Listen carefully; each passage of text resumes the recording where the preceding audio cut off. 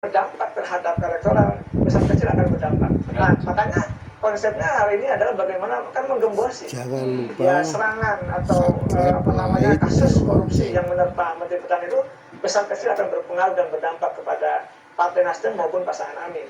Jadi ini juga pekerjaan rumah yang cukup besar untuk Kang Pipin dan kawan-kawan ya, untuk bisa mengimbangi yang dibilang tadi besar kecil dampaknya ke proses politik yang terjadi sekarang ke elektoral. Nah ini juga akan saya tanyakan nanti ke Kang Pipin, tapi setelah jeda nanti tetaplah bersama kami di Sapa Indonesia Pagi. Dialog akan kami lanjutkan ke sahabat. Ini dicampur adukan dengan politik begitu, Mas Roma? Ya, tentu aparat penegak hukum wajib untuk transparan, menjelaskan prosesnya mulai dari tahap penerimaan laporan dari masyarakat, penyidikan, sehingga kalau KPK atau penegak hukum lainnya transparan, publik dapat mengawal, dapat ikut mengontrol apakah prosesnya wajar atau prosesnya dipercepat tidak wajar gitu ya. Jadi itu yang sekarang dibutuhkan agar KPK dan Kejaksaan selalu harus menjelaskan kepada publik proses-proses yang dijalankan, apalagi menyangkut political exposed person gitu ya, mereka-mereka yang secara politik adalah tokoh-tokoh penting. Nah, soal persepsi, saya setuju bahwa memang publik sangat menjadikan aspek korupsi itu sebagai salah satu penilaian. Meskipun ini bukan bidang saya, tapi saya ingat betul dalam konteks korupsi di pemilu tahun 2014, ada partai penguasa saat itu diterpa kasus korupsi, kemudian rontok ambrol begitu ya perolehan suaranya, sehingga aspek korupsi ini menjadi salah satu pertimbangan publik untuk menentukan pilihan. Oleh karena itu, solusinya bukan mencegah penegak hukum untuk memproses perkara korupsi dong. Ya. Solusinya adalah partai politik jangan korupsi sehingga kadernya tidak diproses, kemudian cari-cari alasan dikatakan politisasi. Maka penting sekali untuk juga ada agenda penegakan nilai integritas di partai politik. Ya. KPK menawarkan SIPP. SIPP itu adalah sistem integritas partai politik yang di dalamnya juga mencakup pembangunan nilai integritas di partai politik. Mas Adi. Baik, saya setuju sekali. Partai politik jangan korupsi dong. Pelaku-pelaku politiknya juga jangan korupsi. Karena kalau seperti Kang Ujang tadi dicari-cari begitu kesalahannya partai politik atau juga para politisi, kalau memang nggak ada salahnya nggak akan bisa diproses secara hukum karena memang bersih gitu ya. Nah, saya ke Kang Pipin tadi sebelum jeda saya tanyakan ke Kang Pipin, bagaimana ini koalisi perubahan mengantisipasi dampak elektoral yang disebabkan oleh tersangkutnya beberapa politisi terutama di internal koalisi Anda ke kasus korupsi. Dampaknya untuk Pilpres 2024 terutama untuk pasangan Amin. Apa upaya Anda ke depan? Terima kasih. Saya kira sebelum ke sana saya setuju ya, langkah-langkah pencegahan yang sudah dilakukan oleh KPK ya, dengan melakukan beberapa program ya pendekatan kepada partai politik ya, dengan membuat program SIPP dan yang lainnya, kami mendukung 100%. Itulah yang dilakukan oleh PKS. Dan bagi kami, kenapa saya kira PKS sejak awal berada di oposisi di luar pemerintahan, kemudian kami lantang nyaring untuk mengambil satu sikap, misalnya berbeda dengan kebijakan pemerintah ya, dan kemudian saat ini mengusung Pak Anies Rashid Baswedan, karena kami pastikan Presiden PKS Pak Haji Ahmad Syaihu mengatakan bahwa tidak boleh ada kader PKS, pejabat publik PKS yang bermain hukum, tidak ada tindak pidana korupsi.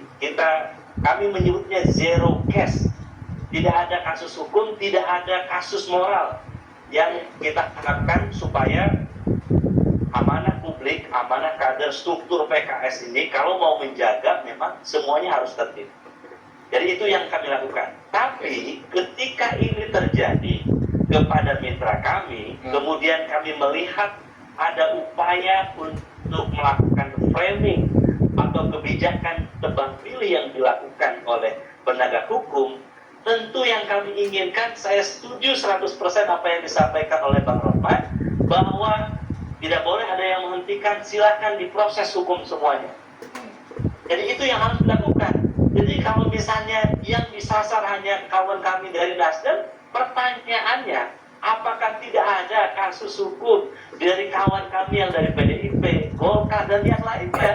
Oke. Jadi pertanyaan itu yang tentu kami sangat bersyukur.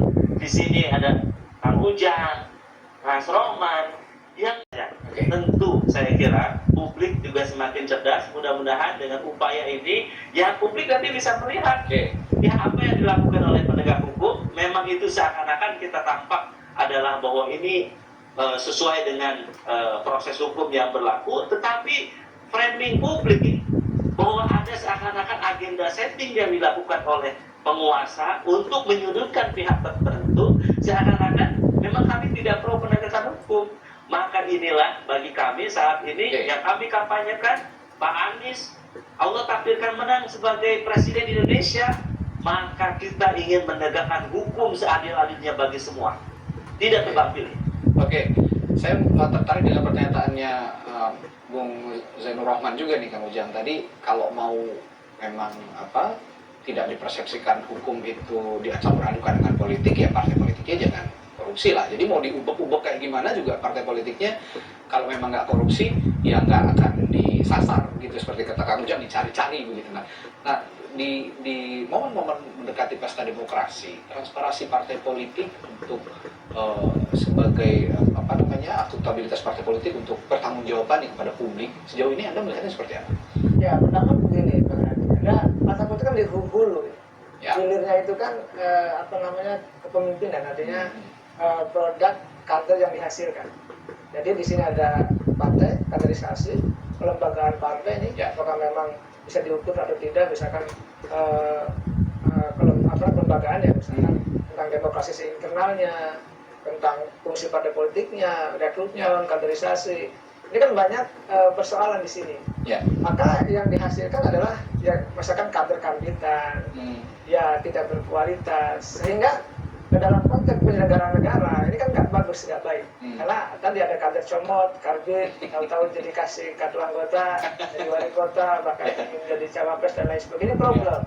Oleh karena itu tadi dalam konteks untuk membangun sebuah institusi partai yang terlembagakan, ya, artinya fungsi-fungsi kepartainya jalan gitu. Ini yang perlu kita punya kepentingan, tapi satu gitu kan. Nah, tetapi ke depan memang kalau kita melihat persepsi publik terhadap partai ini masih negatif, masih belum memuaskan. Banyak yang tidak transparan, masih mementingkan kepentingan partai, bahkan kelompok dan golongan. Jadi belum membuktikan kepada publik bahwa partai hadir di tengah-tengah masyarakat. Nah, kalau itu sudah nanti terbangun ke depan gitu, maka sejatinya bahwa kita tidak khawatir dengan kepemimpinan bangsa ke depan. Nah, hari ini kita PR juga buat partai politik. Misalkan kenapa yang muncul itu Pak Anies? Pak Anies bukan kader partai. Ya kan, kenapa tidak tokoh partai yang berkualitas, yang berintegritas, yang bagus sehingga bisa dijual? Sekarang ada tokoh-tokoh partai, tapi banyak yang bermasalah.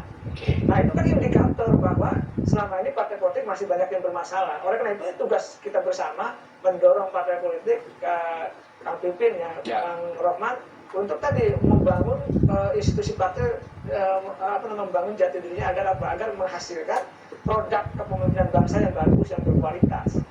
Ya, saya juga tergelitik sebenarnya dengan laga cara kerja KPK saat ini dan juga kejaksaan gitu ya, dalam menangani kasus-kasus hukum, terutama kasus korupsi yang punya dampak cukup besar untuk memberikan publik persepsi negatif terhadap partai politik gitu. Nah, ini saya akan tanyakan ke Bung Rohman, kalau melihat KPK dan kejaksaan sekarang, kenapa bisa begini ya? Karena saya lihat dulu nggak seperti ini begitu. Mereka benar-benar profesional menangani kasus hukum tanpa ada